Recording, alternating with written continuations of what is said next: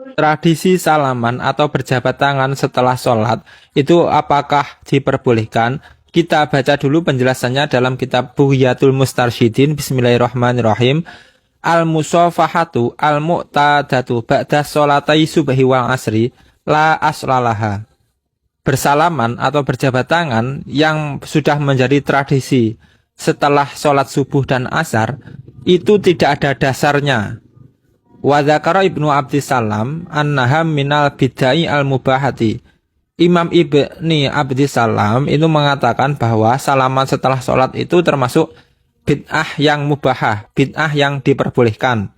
Jadi bukan bid'ah dolalah, juga bukan bid'ah hasanah, tapi tengah-tengah.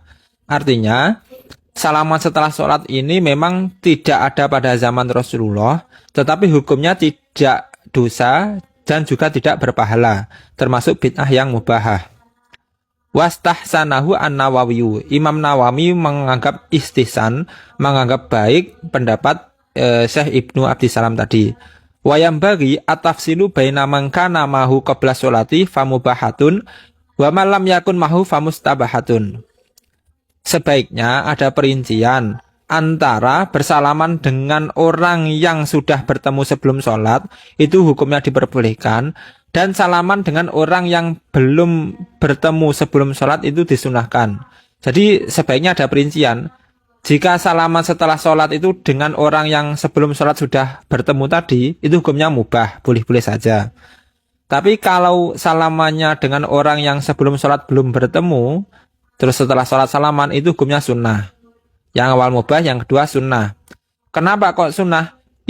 Hiya sunnatun indaliqai ijma'an. Karena bersalaman itu disunnahkan ketika bertemu secara ijma'. Jadi kalau salaman dengan orang yang sebelum sholat belum bertemu, itu artinya salaman dengan orang yang baru bertemu.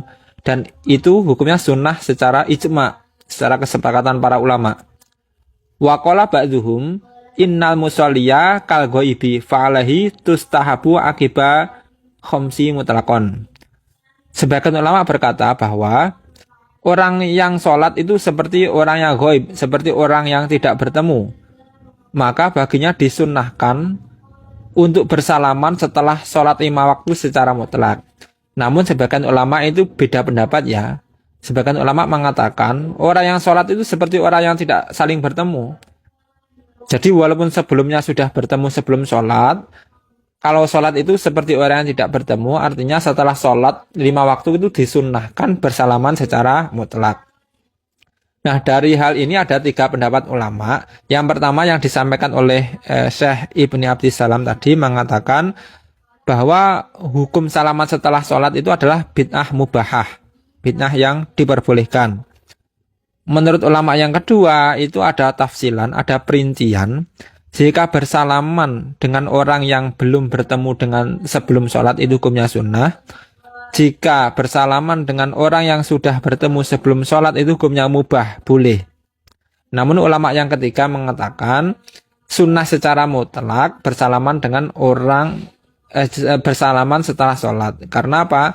Karena orang yang sholat itu seperti orang yang ghaib, seperti orang yang tidak saling bertemu. Jadi mutlak disunnahkan bersalaman setelah sholat. Jadi ada 3 pendapat ijtihad para ulama.